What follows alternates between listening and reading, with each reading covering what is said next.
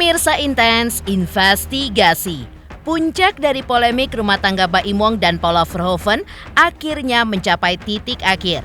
Keduanya pun kini resmi bercerai setelah putusan dibacakan oleh Pengadilan Agama Jakarta Selatan. Namun yang menarik, hanya sehari setelah putusan dibacakan, Paula pun terlihat mendatangi kantor Komisi Yudisial. Lantas apa tujuan Paula menyambangi Komisi Yudisial? Dan mengapa Paula tidak bisa membendung air matanya saat menyampaikan maksud kedatangannya? Benarkah Paula pun melaporkan hakim yang memimpin sidang perceraiannya dengan Baim Wong? Paula membantah tegas dirinya berselingkuh karena dalam proses persidangan tidak ada satupun bukti yang sahih yang membuktikan jika ia berselingkuh, baik berupa saksi, rekaman, ataupun bukti elektronik. Bagaimanakah respon pihak Baim melihat Paula melaporkan hakim ke Komisi Yudisial?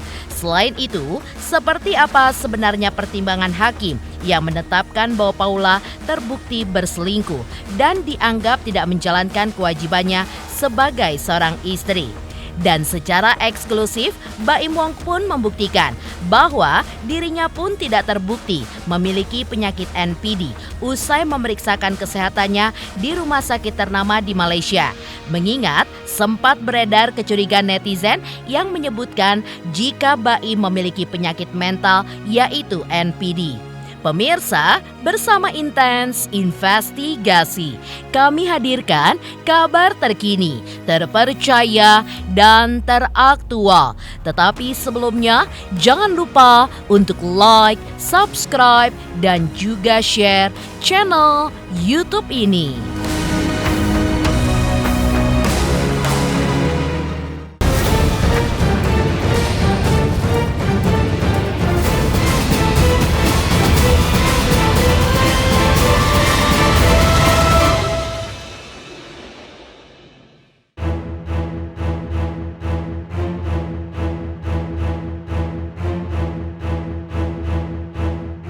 Setelah diputus resmi bercerai oleh Pengadilan Agama Jakarta Selatan, Paula tidak tinggal diam. Kamis, 17 April 2025, sehari setelah putusan dibacakan, Paula pun terlihat mendatangi kantor Komisi Yudisial. Dengan mata berkaca-kaca dan suara bergetar, ia pun resmi melaporkan hakim yang memimpin sidang perceraiannya dengan Baim. Dalam laporannya, Paula pun menyebutkan bahwa hakim telah keliru dalam memberikan pertimbangan putusan. Paula pun membantah tegas tudingan perselingkuhan yang tercantum dalam putusan dan menegaskan tidak pernah menjalin hubungan dengan pria lain selama pernikahan. Ia pun menyebut dalam proses persidangan tidak ada satupun bukti yang sahih yang dapat membuktikan dirinya berselingkuh, baik berupa saksi, rekaman, ataupun bukti elektronik. Tak hanya itu, Paula pun juga menyayangkan informasi sensitif dalam putusan tersebut dapat diakses publik. Ia pun merasa nama baiknya pun sudah tercoreng dan anak-anaknya pun turut menjadi korban dari pemberitaan. Dalam laporannya, Paula pun juga menekankan bahwa kini ia pun fokus menjaga kondisi psikologis kedua anaknya yang mulai terdampak dari pemberitaan luas seputar perceraiannya itu. Saya hadir dan mendatangi Komisi Yudisial untuk melaporkan dugaan terjadinya pelanggaran kode etik dan pedoman perilaku hakim yang dilakukan Majelis Hakim pada Pengadilan Agama Jakarta Selatan yang memeriksa dan mengadili perkara perceraian saya. Dan di sini saya akan menyampaikan beberapa poin. Di antaranya adalah pelaporan ini, dalam hal ini adalah Majelis Hakim keliru dalam memberikan pertimbangan putusan. Dan juga terlapor dalam memutuskan tidak mempedomani bukti-bukti yang disampaikan dan fakta persidangan. Iya, kejanggalannya iya, tadi saya merasa ada dugaan terjadinya pelanggaran kode etik tadi dan juga pedoman perilaku hakim yang dilakukan Majelis Hakim di Pengadilan Agama Jakarta Selatan. Saya cukup sedih ya karena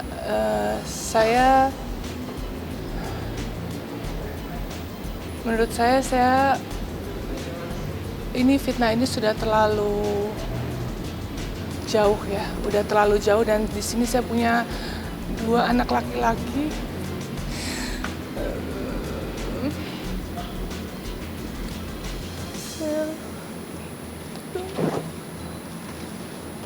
Saya punya 2 anak laki-laki yang saya selalu jaga mentalnya. Mereka akan tumbuh besar melihat pemberitaan ini yang cukup masif. Jadi buat saya melakukan ini demi anak-anak saya dan kedua orang tua saya.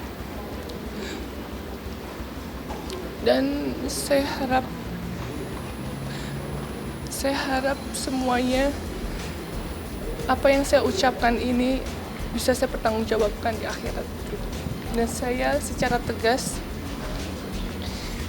secara tegas menyampaikan bahwa tidak ada terjadi perselingkuhan selama saya menjalani pernikahan.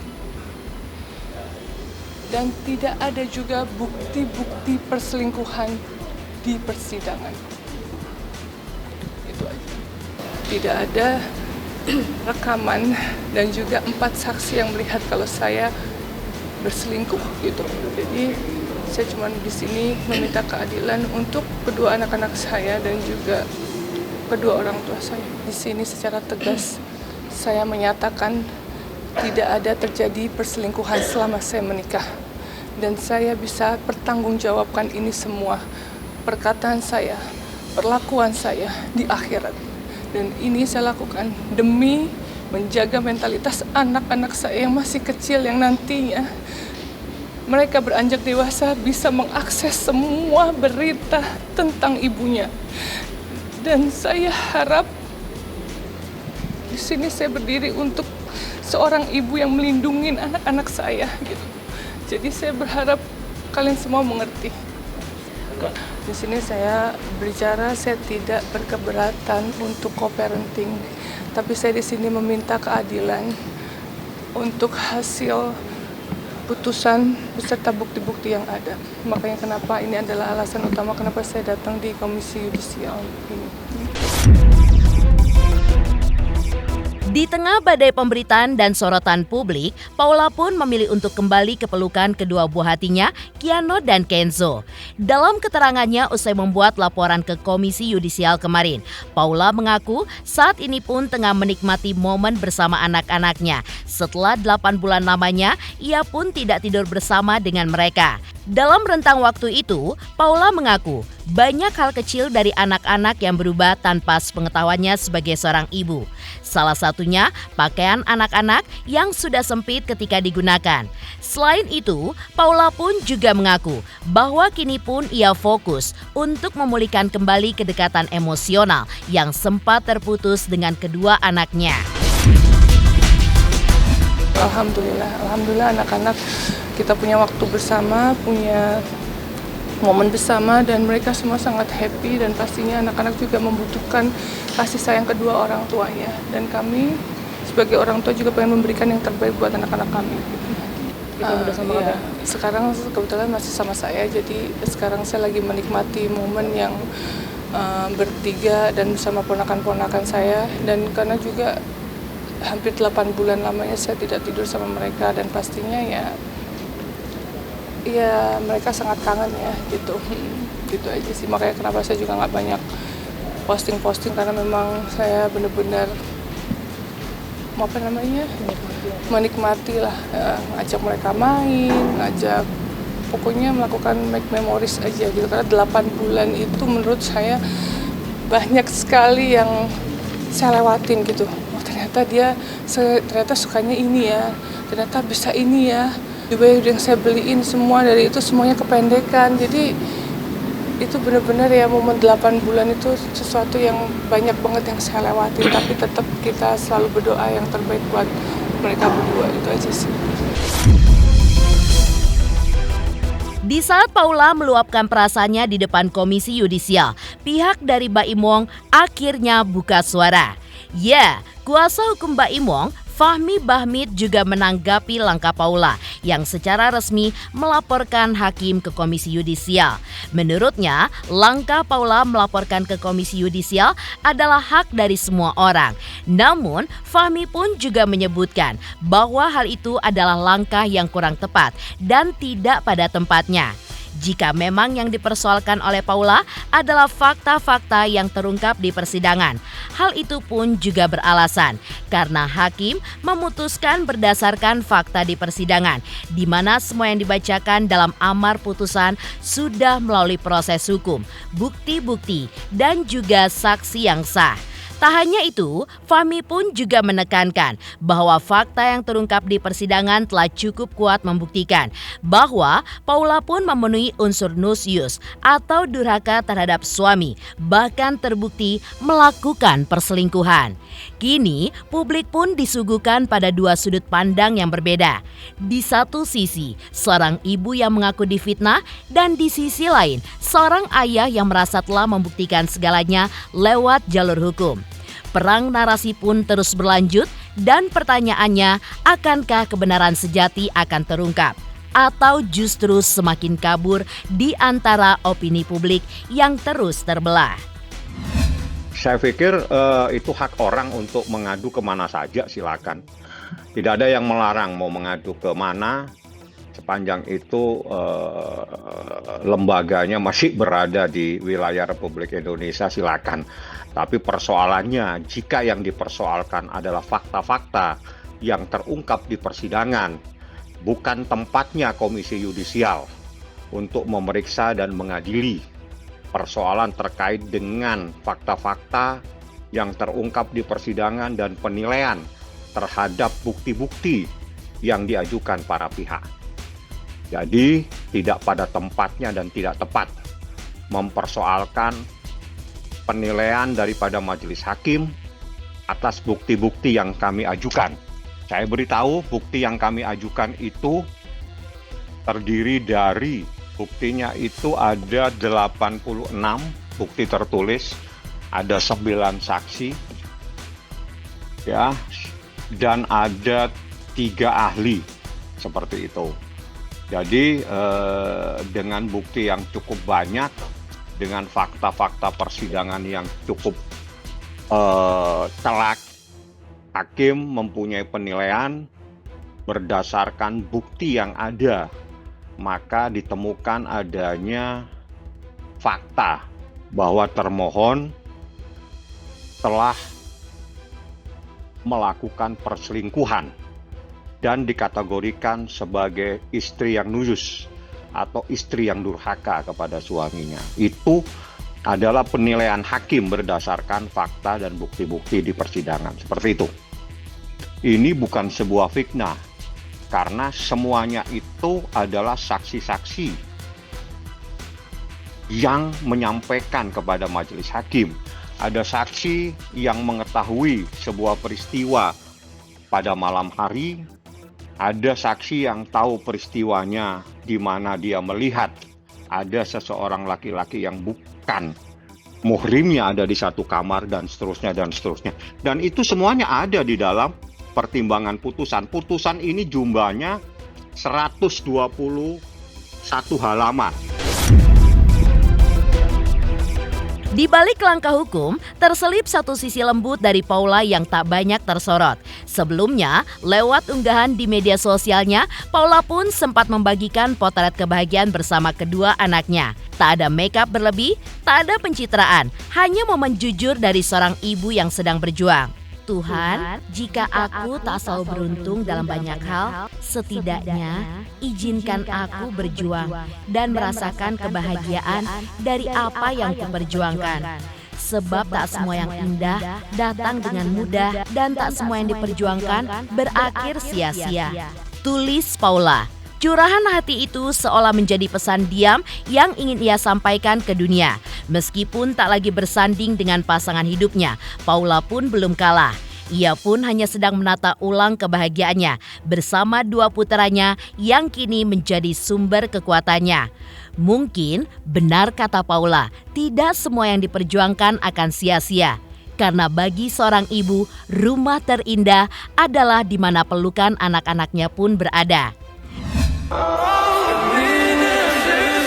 Tuhan, jika aku tak selalu beruntung dalam banyak hal, setidaknya izinkan aku berjuang dan merasakan kebahagiaan dari apa yang Kau perjuangkan. Sebab tak semua yang indah datang dengan mudah, dan tak semua yang diperjuangkan berakhir sia-sia. Di tengah Paula yang membantah tegas soal tudingan perselingkuhan, lantas seperti apa dasar pertimbangan hakim yang menetapkan Paula Verhoeven terbukti berselingkuh, serta dinilai tidak menjalankan kewajibannya sebagai seorang istri?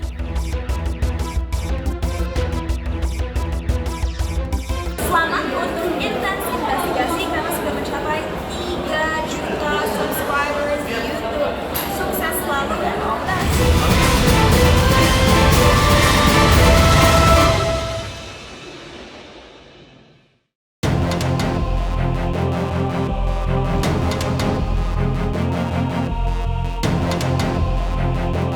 Pemirsa, Rabu 16 April 2025 kemarin, Pengadilan Agama Jakarta Selatan resmi mengabulkan gugatan cerai antara Baim Wong dan Paula Verhoeven. Sebuah keputusan yang menandai akhir dari perjalanan cinta mereka yang selama ini terlihat harmonis di layar kaca.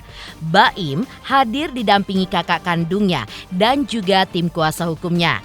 Namun, Paula pun tidak terlihat hadir di ruang sidang. Dalam putusan resmi yang dibacakan, Humas Pengadilan Agama Jakarta Selatan pun juga mengungkapkan fakta dalam proses persidangan kemarin usai sidang perceraian pun berlangsung. Ya, Paula dinyatakan bersalah karena terbukti melakukan perselingkuhan dan lalai dalam menjalankan kewajiban sebagai seorang istri. Dengan bukti kuat dan keterangan saksi, hakim pun menyimpulkan Paula telah memenuhi unsur nusyus atau durhaka terhadap suami. Dan konsekuensinya, Paula kehilangan hak atas nafkah idah dan juga nafkah madiah. Namun tetap diberikan nafkah mut'ah dari Baim Wong sebesar 1 miliar rupiah sebagai bentuk penghormatan akhir dari pernikahan yang telah usai.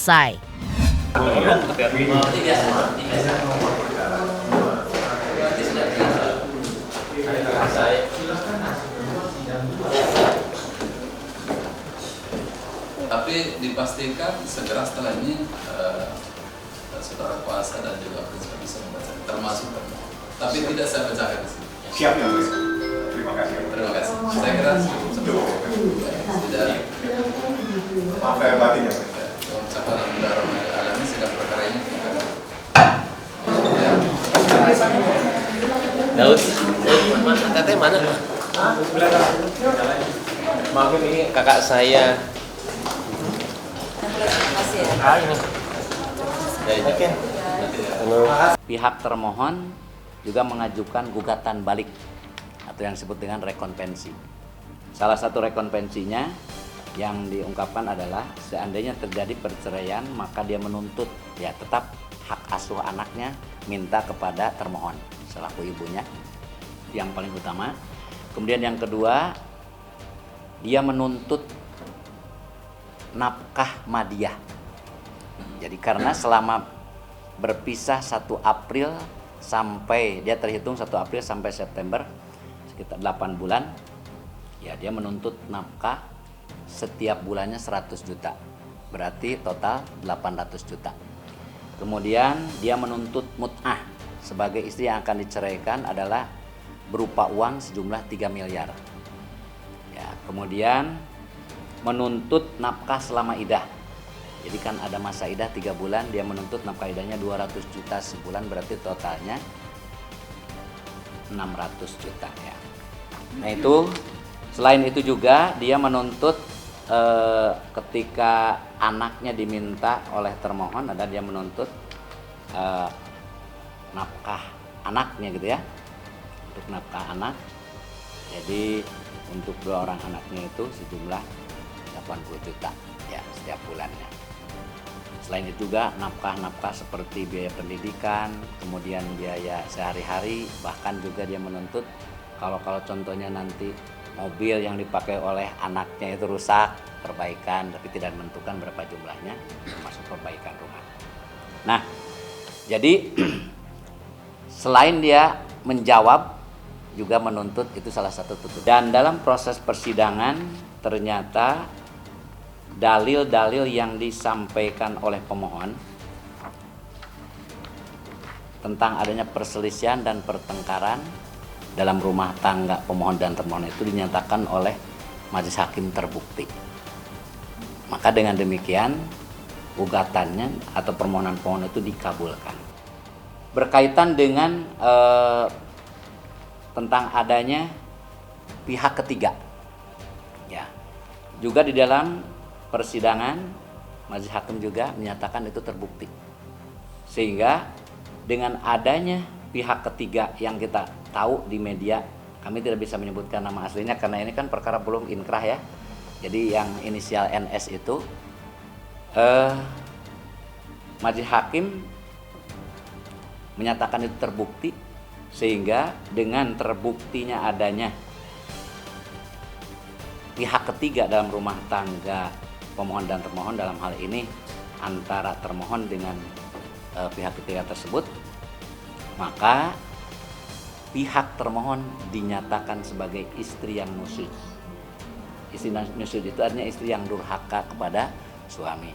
Ya, yang tadi dalam bahasanya melalaikan kewajiban, kemudian yang akhirnya tidak menjaga kehormatan sebagai istri, bahkan juga kalau bahasa ini mengkhianati hubungan suci antara suami istri itu. Dinyatakannya termohon sebagai istri yang nusyuz, maka hak-hak sebagai istri yang akan diceraikan dengan tadi untuk mendapatkan nafkah idah, nafkah madiah, nah itu secara otomatis maka dia dinyatakan tidak berhak. Karena dalam ketentuan kompilasi hukum Islam pasal 149 huruf B itu jelas sekali, istri yang diceraikan itu berhak untuk nafkah, baik nafkah madiah atau nafkah idah, itu dengan syarat kalau tidak berlaku nusyuz. Jadi ketika dinyatakan terbukti nusyuz maka dia tidak punya hak.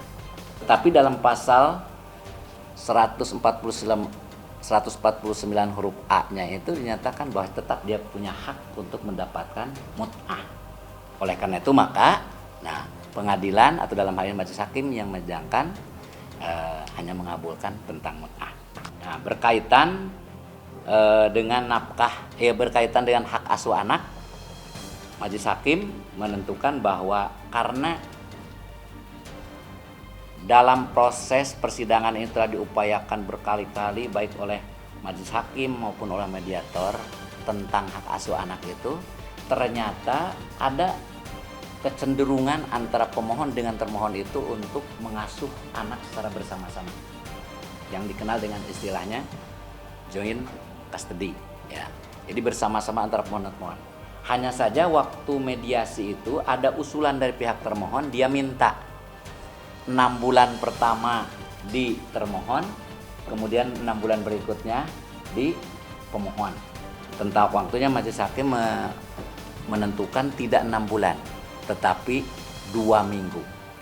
2 minggu pertama di termohon, kemudian 2 minggu berikutnya di pemohon. Mengingat berbagai macam pertimbangan, karena memang kondisi anak kalau terlalu lama juga mungkin bagaimana gitu ya. Itu salah satu. Sehingga tentang hak asuh anak ini ditetapkan bahwa menetapkan anak yang bernama Kiano Tigerwong dan Kenzo El Dragowong itu berada di bawah pemeliharaan bersama. Kemudian kaitannya dengan gugatan balik, ya seperti yang tadi digambarkan, maka pihak termohon ditetapkan untuk mendapatkan atau memperoleh mut'ah atau memerintahkan kepada pemohon sebagai suami yang menceraikan istri itu memberikan mut'ah dengan berbagai macam pertimbangan yang mungkin tidak perlu diungkapkan di sini oleh majelis hakim. Maka ditetapkanlah mut'ah termohon selaku istri yang diceraikan oleh pemohon itu berupa uang sejumlah 1 miliar rupiah. Sampai sidang putusan kemarin, Baim Wong tidak bisa menyembunyikan gejolak hatinya. Kepada awak media, Baim pun mengaku masih terluka oleh kenyataan yang tidak pernah ia bayangkan. Namun, di balik luka itu, terselip sebuah kelegaan dalam hatinya. Satu hal yang membuat publik pun kembali terpaku. Baim kembali mengungkit sosok yang diduga menjadi orang ketiga yang hingga kini belum juga datang menemuinya secara langsung. Tak hanya itu, dengan tegas, Baim pun juga membantah tudingan yang menyebutkan jika dirinya menjauhkan anak-anak dari ibunya. Lantaran, Baim pun hanya ingin semua tetap sehat, terutama mental kedua anaknya. Lega, senang, berat juga. Ini salah satu cobaan yang terberat ya buat saya. Jadi tapi maknanya terlalu banyak. Apapun itu keputusannya dari awal kita berangkat sampai sekarang, kayaknya kakak-kakak saya sama saya tuh nggak ada pikiran untuk menang kalah. Kita malah ngomongin film, Niza. Jadi buat saya itu ya kita di sini sudah benar-benar mau menerima apapun itu, dan yang pastinya yang terbaik buat anak ya. Saya nggak akan bilang, mungkin akan bilang dari sekarang ya, apapun itu saya tidak akan dendam, tidak akan marah sama siapapun. Maafin saya juga kalau selama ini saya sama keluarga juga, ini kan menyangkut keluarga juga ya, kayak pasti masalah saya itu mempengaruhi semuanya, apalagi juga ada ayah saya juga.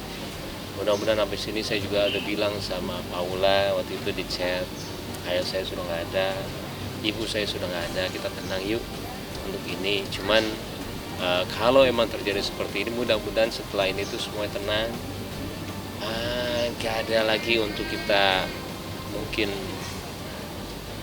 posting atau apa gitu ya, untuk tiba-tiba ada narasi lagi. Tenangin aja, karena kasihan anak-anak. Saya pun sampai sekarang juga menjaga banget. Apa saya tahu mengenai kejadian atau nggak apapun itu, saya hanya membiarkan di pengadilan. Saya masih menjaga banget sampai sekarang privasinya ibunya, bahkan juga privasi dari yang kita gugat ya.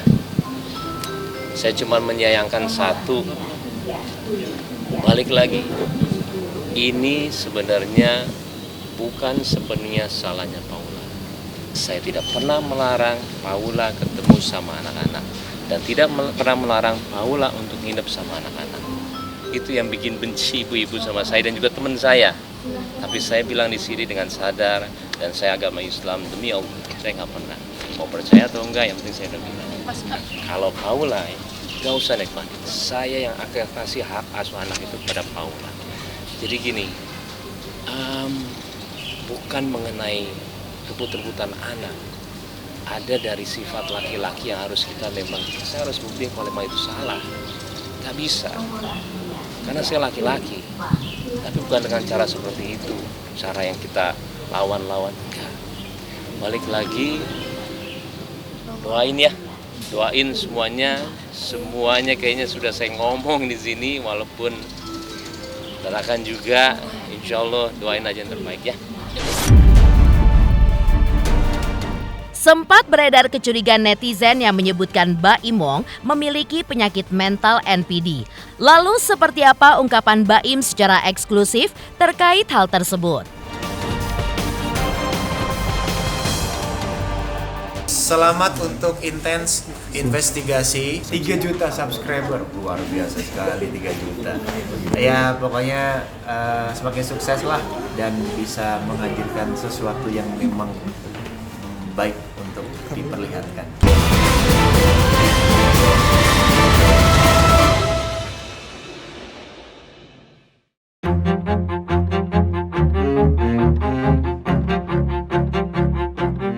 Ya, Baim Wong dan Paula Verhoeven telah resmi berpisah. Namun, perceraian ini bukanlah satu-satunya babak dalam kisah penuh teka-teki yang menyelimuti hubungan mereka. Di balik layar, sempat berembus kencang dugaan netizen bahwa Baim Wong mengidap gangguan kepribadian NPD. Tudingan demi tudingan pun muncul menyudutkan sang aktor dan YouTuber itu sebagai pribadi yang bermasalah. Namun, alih-alih membalas dengan amarah, Baim pun menjawab dengan langkah yang mengejutkan. Ia pun terbang ke Malaysia guna memeriksakan diri ke rumah sakit internasional untuk menjalani tes psikologi secara menyeluruh. Dan hasilnya jelas tidak ditemukan indikasi bahwa Baim Wong mengidap NPD. Belakangan kan adalah ya kata-kata yang ya bukan menyudutkan juga ya, yang bilang narasi kalau ada penyakit mental saya, mau itu menyudutnya ke NPD daripada saya cuit-cuitan kayak di mana medsos, sama juga klarifikasi dengan enggak dan iya. Aduh, saya juga bingung sih, ada terus drama-drama ini. Harusnya kita tenang aja ya sampai anak selesai, untuk sidang selesai. Saya juga bingung, ada terus yang untuk di blow up gitu loh ke media. Saya juga bingung sih sebenarnya. Nah, ini cara saya sebenarnya untuk salah satu mungkin bisa membuktikan, cuman satunya juga sebenarnya enggak. Saya tuh nggak mau rame-rame beneran. Ya solusi yang paling pakem setelah saya disudutkan ya, apalagi kecuali saya tes dan semuanya saya tes. Boleh lah, nggak bolehnya tuh lebih ke orang itu kalau udah punya penyakit, bilangnya itu dia ada yang, kalau saya bilangnya luka yang kadang kalau terlalu berat harus disembunyikan. Yang bisa dukung itu adalah keluarga, teman dekat, pasangan. Kalau bisa sembunyiin, gak orang-orang tahu. Bahkan keluarganya pun kalau perlu tidak tahu, kita nggak kasih tahu. Itu yang namanya seharusnya kita jaga. Cuman kalau sampai malah di blow up, saya juga bingung. Itu yang namanya empati kali ya. Itu yang namanya empati, itu yang namanya rasa kepedulian sama sesama. Saya sampai bingung gitu loh, kok saya diginiin ya, saya bilang. Saya sampai teman-teman saya juga nanya sama saya kan, kalau misalkan saya nggak tahu juga kenapa juga orang terkadang langsung percaya.